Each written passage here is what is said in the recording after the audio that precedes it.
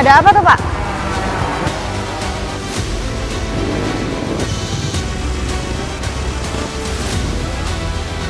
Wah, ini jalannya lewat mana ini?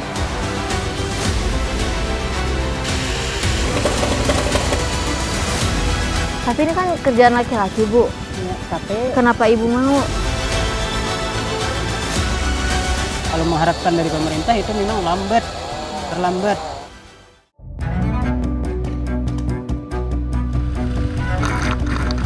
Karena cuaca ekstrim, tanaman mereka banyak yang gagal panen. Alhasil, mereka tidak punya penghasilan untuk membeli makanan pokok. Padahal sebenarnya ini mengandung racun.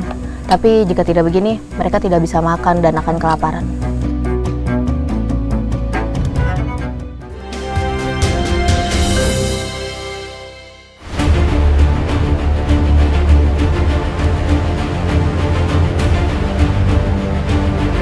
Kali ini tim Indonesiaku tiba di Kabupaten Hulu Sungai Selatan. Kami akan menuju ke Desa Paramasan Atas yang sangat terpencil. Secara administrasi, desa tujuan kami termasuk bagian dari wilayah Kabupaten Banjar.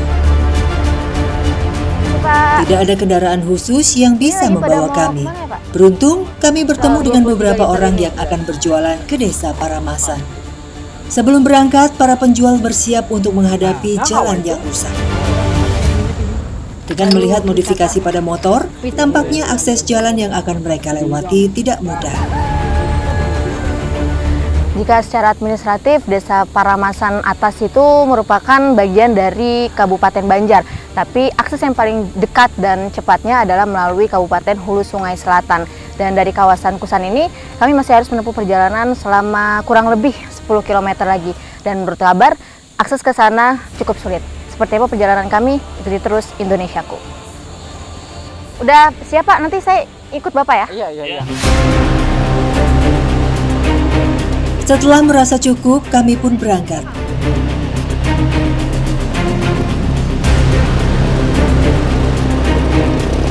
Dari sini, jalan sudah berupa tanah. Semakin jauh, tanah semakin berlumpur. Beruntung ada jajaran kayu untuk memudahkan motor melintas. Bagi warga, deretan kayu ini adalah jembatan, dibangun seadanya dari kayu yang ada di hutan. Dengan adanya fasilitas ini, kami memang tidak harus melintasi tanah lumpur yang dalam, tapi tidak mudah untuk melaju di atas kayu-kayu ini.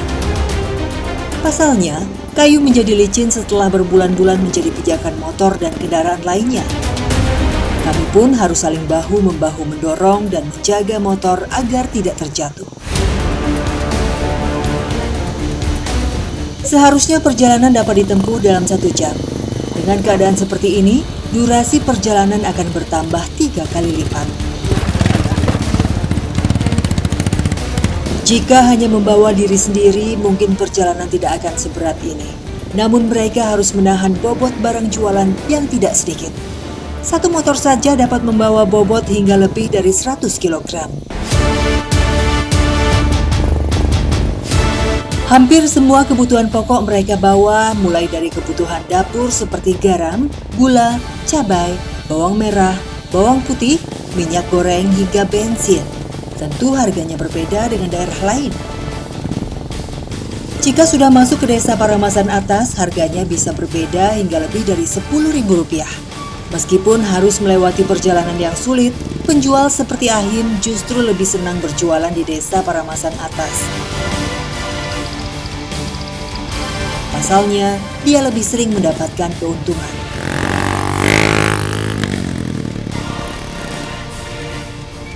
Bapak udah dari kapan Pak jualan bolak-balik keluar masuk Desa Paramasan Atas ini? Dari tahun 2003. Dari 2003? Ya, sampai sekarang. Kenapa milih jualan di sana, Pak? Ya kalau di sini kan lebih mahal. Heeh. Ya, kan? Jadi lebih untung kalau jualan Ya, di sana? lebih untung. Emang harganya tuh bisa beda berapa, Pak? Bisa 1.000, bisa 10, bisa 15. Namun tidak jarang juga Ahim merugi. Bagaimana tidak? Tanah berlumpur yang sangat menghambat laju kendaraan kerap membuat motor tersungkur, bahkan terbalik. Sehingga barang jualan yang dibawa juga sering berjatuhan. Barang paling rentan adalah minyak goreng dan bensin. Guncangan hebat setiap melintas sering membuat tutup jerigen lepas dan menghamburkan isinya. Namun, bagi mereka, keuntungan masih lebih besar dibanding kerugian yang didapat. Sulitnya medan jalan, besarnya tenaga, dan resiko yang mereka hadapi sudah tidak menjadi perhitungan. Ada apa tuh Pak? Bikin jembatan, Mbak. Oh, lagi pada gotong royong Ya, bikin jembatan. bikin jembatan sama kepala desanya. Oh gitu. Iya. Jadi di depan sana ada warga yang dari Desa Paramasan Atas lagi bergotong royong untuk membuat jembatan. Mungkin karena jalannya memang sudah seperti ini. Saya mau lihat ke sana. Wah, ini jalannya lewat mana ini? Ternyata warga yang berkumpul hari ini sedang membuat jembatan. Bukan jembatan untuk menghubungkan antara daratan dengan sungai, tapi untuk menghubungkan jalan lunak berlumpur dengan daratan yang lebih keras. Merasa kesulitan setiap kali melintas membuat warga berinisiatif untuk menggelar kerja bakti. Ternyata, beberapa jembatan serupa yang kami lewati di awal perjalanan adalah hasil gotong royong warga. Seadanya, tapi sangat krusial. Dengan memanfaatkan kayu yang ada di hutan, mereka bisa menyambung jalan setidaknya sepanjang 500 meter. Dan jadi di Bapak pikir lebih baik gotong royong itu kan. Kalau mengharapkan dari pemerintah itu memang terlambat.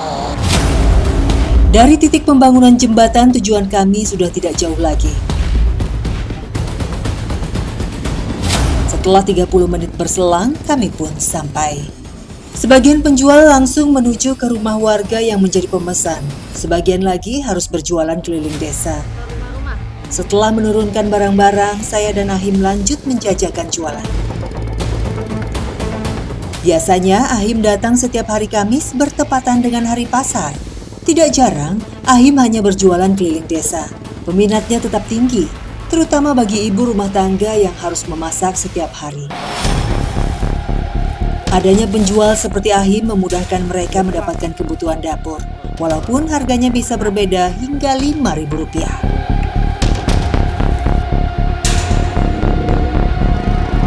Semakin ke dalam, semakin banyak ibu rumah tangga yang membeli. Sebelum mereka pergi bekerja, momen seperti ini memang kerap ditunggu. Terdapat lebih dari 100 kepala keluarga di Desa Paramasan Atas. Mayoritas wanitanya memang bekerja, seperti Kusna.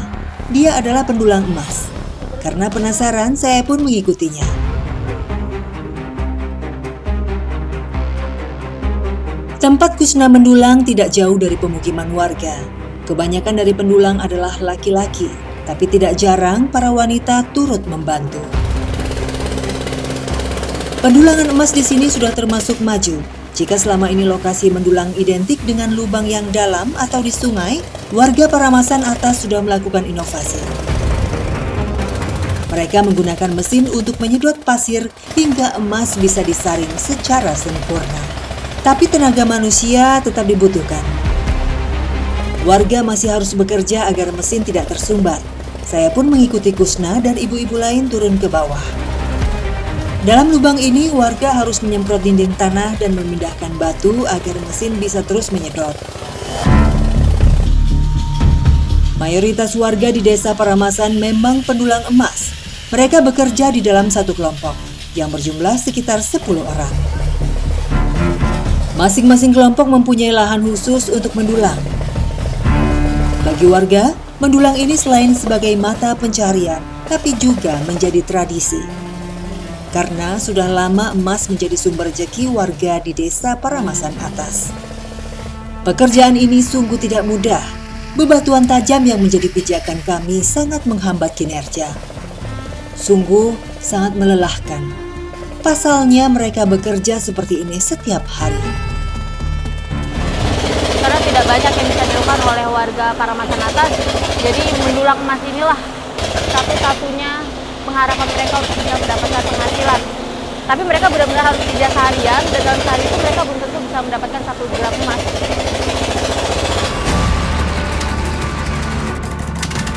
Pekerjaan mendulang emas sebenarnya penuh ketidakpastian. Kami tidak tahu kapan bisa mendapatkan hasil. Seharian mengais tanah belum tentu mendapatkan hasil. Risiko yang ditanggung juga besar. Tanah yang terus diuruk dan disiram air membuat teksturnya semakin lunak. Sudah ada beberapa warga yang menjadi korban timbunan tanah. Meski begitu, keselamatan seakan menjadi urutan terakhir dalam daftar kebutuhan warga di sini. Apa daya, karena hanya dari emaslah mereka bisa hidup. Matahari seakan menunjukkan triknya, dan tenaga kami pun semakin terkuras. Akhirnya, kami memutuskan untuk beristirahat. Tapi ini kan kerjaan laki-laki, Bu. Ya, tapi Kenapa Ibu mau ikut-ikutan? ya di sini mahir latihan ginian. Mulai di turun-temurun latihan ginian, membantu lelakian, ginian membantu lelakian. Supaya kerja sama, ringan sama diminjeng ujar anu mas kan. Kusna pun mengakui sebenarnya dia tidak ingin bekerja sebagai pendulang lagi, tapi tidak banyak pilihan yang bisa dia ambil. Jadi sebenarnya Ibu kedepannya maunya nggak mendulang lagi. Iya, maunya kada mendulang lagi.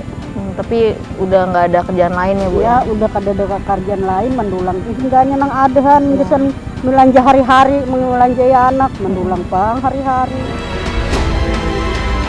Ya, pekerjaan ini memang cukup berat bagi seorang wanita seperti Kusna. Namun apa daya, hanya inilah yang bisa mereka harapkan.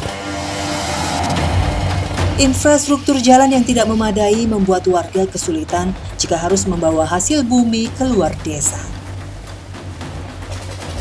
Dengan mencari emas, mereka dapat memperoleh hasil yang lumayan. Biasanya, setelah 7 jam mesin pun dimatikan, karena dirasa sudah banyak mengumpulkan pasir dan tanah dari dasar lubang. Proses mendulang pun memasuki tahap akhir. Di atas kayu penyaring inilah biasanya emas tersangkut. Walaupun sudah menggunakan mesin, proses akhir masih tetap dilakukan secara manual. Jika tidak dicuci seperti ini, emas tidak akan terlihat dan sulit dibedakan dengan bebatuan. Setelah hampir 1 jam, butiran emas sudah mulai terlihat. Sungguh kami sangat beruntung hari ini. Emas yang didapat terbilang cukup banyak. Jika dihitung secara kasar, hasil kali ini mencapai 10 gram. Sebuah perjuangan yang tidak sia-sia. Harga 1 gram emas di sini adalah Rp400.000. Dengan hasil yang didapat hari ini, warga bisa memperoleh Rp4 juta. Tapi tentunya hasil ini masih harus dibagi untuk perawatan mesin dan bahan bakar. Dalam satu hari mereka bisa menghabiskan 2 jerigen bensin seharga Rp400.000.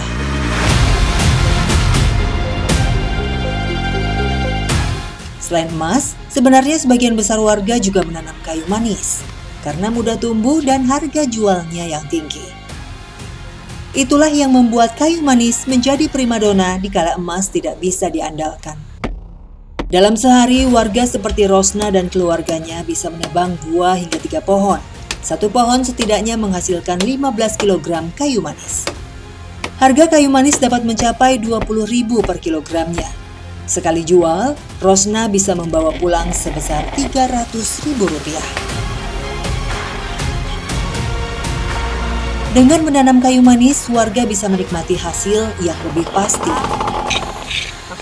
Dilema juga pemirsa, sebenarnya potensi pertanian dan perkebunan di sini sangat tinggi. Tanahnya sangat luas dan bisa ditanami tumbuhan apapun. Tapi warga seringkali kesulitan untuk menjual hasil buminya keluar. Jadi mereka tidak bisa mengharapkan banyak dari sini. Proses pengolahan kayu manis juga tidak sulit. Setelah menebang, warga hanya perlu mengupas kulit pohon. Kemudian kulit kayu manis pun dijemur. Kulit kayu manis kering inilah yang nantinya akan dijual ke pasar. Bagi wanita seperti Rosna, bekerja di ladang tentunya lebih aman dan ringan dibandingkan mendulang emas. Selain berat, Rosna juga mengaku bahwa kegiatan mendulang sebenarnya merusak lingkungan desanya. Tapi apa daya, warga tidak mempunyai banyak pilihan. Itu sungai yang di bawah itu kemarin aku kesini masih jernih gitu, Bu. Kok kemarin agak coklat gitu warnanya ya? Orang batu, orang begawe, orang mendulang emas teh. Itu bilang karo. Pendulangan dulunya mendulang emas orang. Berarti dulu air sungai di sini masih jernih banget. Iya, jernih. Nah, Ibu kan setiap hari pakai air itu ya, Bu? Iya, pakai air itu. Terus gimana tuh kalau udah orang mulai ngedulang? Iya, bersedia berdahulu pang di rumah. Subuh-subuh nih mah. Karena cuaca ekstrim, tanaman mereka banyak yang gagal panen. Alhasil, mereka tidak punya penghasilan untuk membeli makanan pokok. Padahal sebenarnya ini mengandung racun. Tapi jika tidak begini, mereka tidak bisa makan dan akan kelaparan.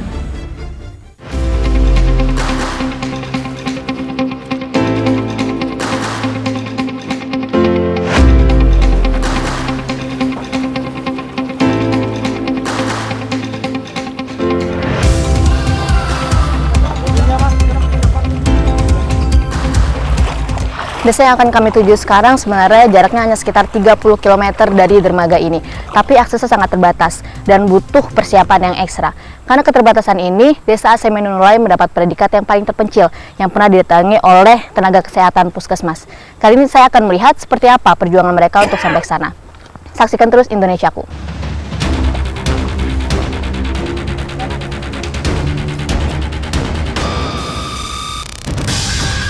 Desa yang kami tuju berada di tengah sungai Losalo. Hari ini kami cukup beruntung, arus air tak terlalu deras dan cukup bersahabat. Motoris perahu mencoba mencari celah untuk melintas.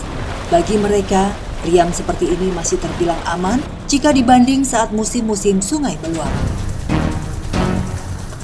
Aliran sungai Losalo termasuk tenang, namun di beberapa titik berkali-kali jantung kami harus diuji dengan riam yang cukup besar. Para petugas kesehatan puskesmas yang sudah terbiasa saja tidak merasa was-was setiap kali berada di atas sungai ini.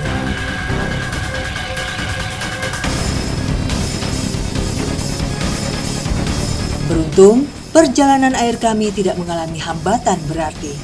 Setelah lebih dari 1 jam merasakan arus sungai Losalo, kami pun sampai di dermaga desa.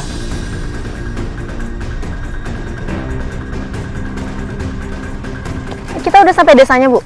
Belum, kita masih harus jalan kaki sejauh 8 menit. Wow, Melewati saya kira gunung dan lembah.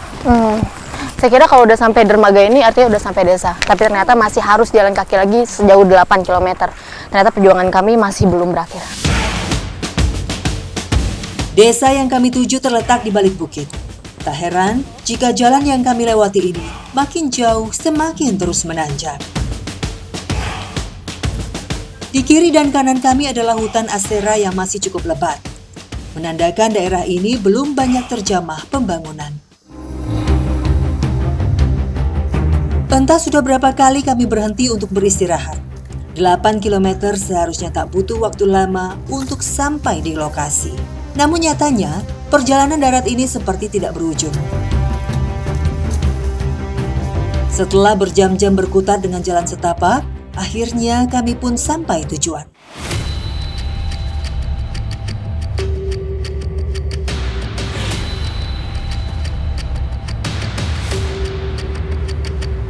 Hari ini saya mengikuti ibu-ibu di desa yang akan pergi ke kebun mereka. Barang bawaan kami memang menyiratkan bahwa kami akan panen, namun ternyata tidak. Kali ini para ibu hanya akan mencari ubi koro di sekitar kebun mereka. Ubi koro atau ubi hutan memang menjadi makanan pengganti saat musim gagal panen dan saat tak ada makanan yang mampu mereka beli. Tidak perlu menunggu waktu lama, para ibu dengan sigap mencangkul tanah. Ubi hutan ini tergolong sangat cepat pertumbuhannya, terutama pada saat musim panas. Tanah kering membuatnya tumbuh besar dan akan lebih mudah diolah. Jika hujan dan tanahnya basah, ubi koro ini akan menciut dan menjadi keras. Matahari yang bersinar cerah membuat pencarian ubi koro menjadi lebih mudah. Kita biar 1 biji saja saya tidak ambil padi, padahal ada 6 kaleng saya tanam, tapi biar 1 biji saja kita tidak bawa pulang karena hama tikus. Oh, jadi karena gagal panen makanya terpaksa cari ubi koro ini. Iya. Ubi hutan atau yang biasa warga sini sebut ubi koro ternyata berbeda dengan ubi yang biasa saya lihat. Kalau ini bentuknya bulat dan ukurannya tuh bisa 3 kali lipat lebih besar dari ubi biasa.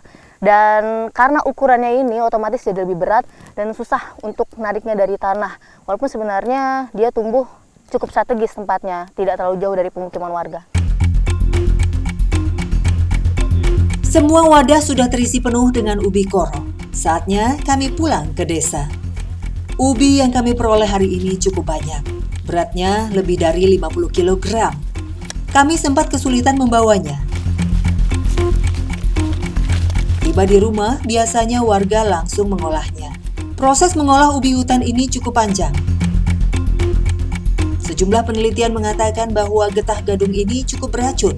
Ini karena mengandung zat toksik yang dapat terhidrolisis, sehingga pada akhirnya terbentuk asam sianida.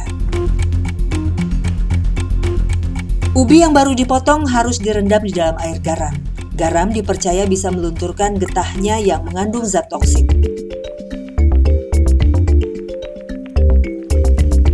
Namun rendaman garam tidak akan pernah cukup untuk membuat wikoro bebas racun. Potongan ini harus ditindih batu semalaman agar airnya sempurna luntur. Kemudian masih harus direndam di dalam air sungai. Belum lagi harus dijemur berhari-hari hingga benar-benar kering. Sungguh proses yang sangat lama.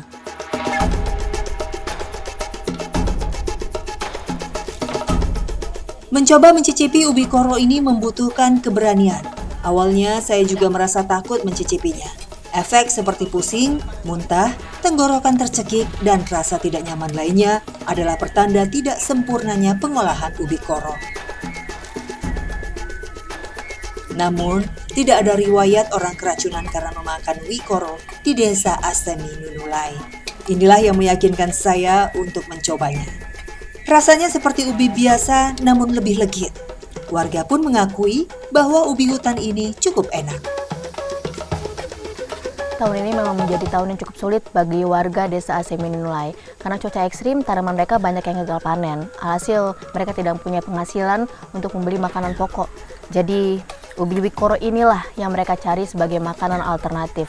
Padahal sebenarnya ini mengandung racun. Tapi jika tidak begini, mereka tidak bisa makan dan akan kelaparan. Tak banyak yang tahu tentang keberadaan desa ini, termasuk bagi warga Kecamatan Asera sekalipun. Ini karena desa Asemi Nunulai resmi menjadi desa definitif pada tahun 2008. Sebelumnya, warga biasa menyebut pemukiman ini sebagai Desa Tambua. Kami pun langsung bersiap menggelar posyandu dan pemeriksaan kesehatan. Ruangan agak sedikit sempit memang, namun tak ada tempat lain. Inilah fasilitas kesehatan satu-satunya yang ada di desa Asemi Nunulai. Warga sangat antusias datang ke pengobatan yang jarang sekali mereka dapatkan ini. Kesempatan berharga yang tak mungkin mereka sia-siakan.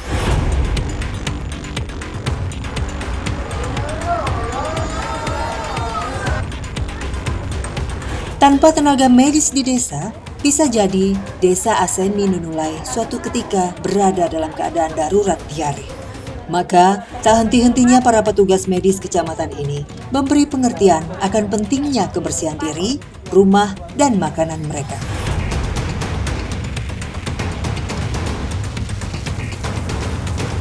Selain penyakit menular, tinggal di tempat terpencil juga kerap kali menjadi masalah saat terjadi kecelakaan di sungai, sawah, atau ladang saat bertani. Salah satunya adalah Yanti. Yanti sudah berbulan-bulan mengalami cedera pada bagian punggungnya akibat jatuh di ladang miliknya. Tidak adanya obat-obatan memadai setiap hari membuat Yanti harus menahan rasa sakit yang luar biasa. Pemeriksaan ini kan jarang-jarang ya. Iya. Nah kalau misalkan ibu sakit lagi nggak ada perawatnya, gimana Bu? Kita berobat dukung dulu, baru kita terus ke puskesmas Asera. Oh, berobat ke dukun? Iya, kalau tidaklah dulu sini sementara bidan di dalam desa ini. Habis itu kalau tidak sembuh, langsung kita turun di puskesmas Asera.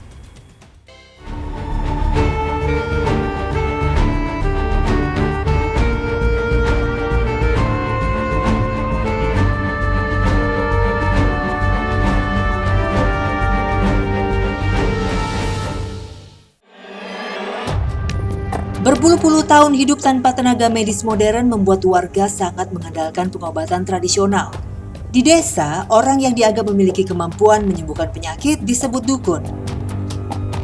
Santi adalah satu-satunya warga yang dipercaya memiliki kemampuan untuk menyembuhkan. Dukun seperti Santi menjadi andalan warga yang tengah kesusahan atau sakit. Hari ini, saya mencoba mengenal seperti apa cara pengobatan yang dilakukan Santi. Jika medis modern sudah sangat canggih dengan tablet dan pil yang tersedia, lain halnya dengan obat-obatan yang digunakan wanita paruh baya ini. Dia lebih memilih mencari obat di dalam hutan atau kebun. Ya pemirsa, yang kita cari dari tadi nih, bagi saya sih sebenarnya hanya tanaman-tanaman liar yang tumbuh di kebun. Tapi bagi Ibu Santi yang dipercaya warga sini mempunyai keahlian khusus untuk menyembuhkan, tanaman-tanaman ini dipercaya bisa mengobati berbagai penyakit. Ada lagi, Bu? Ke sana ya? Oke. Di rumah.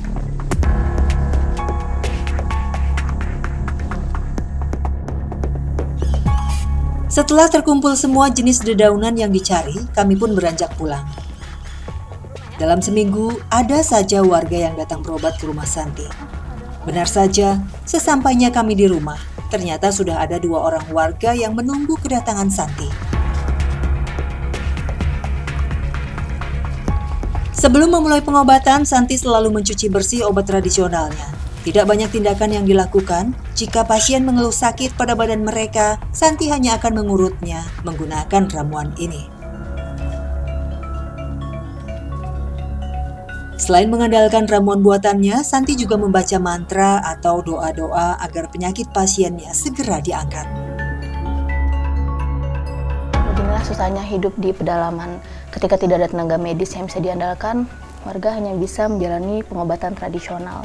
Bukan mereka tidak percaya dengan obat-obatan dari dokter, tapi keadaanlah yang membuat mereka harus menjalani keadaan yang seperti ini. Penanganan untuk berbagai penyakit bagi Santi sama, yaitu dengan mengurutnya. Bagi warga yang sudah terbiasa, sugesti untuk sembuh membuat penyakit yang dirasakan berkurang. Tapi berarti Ibu maunya ada perawat yang tinggal di sini ya? Ya maunya. Tapi sampai sekarang nggak pernah ada. Belum pernah, kadang datang di 1 kali dalam 3 bulan. Bagi warga desa, kemampuan Santi merupakan berkah tersendiri. Terlebih, Santi tidak pernah mematok biaya pengobatan yang dilakukannya. Mereka bisa membayar seikhlasnya. Ini tentu saja sangat membantu dalam keadaan kesusahan.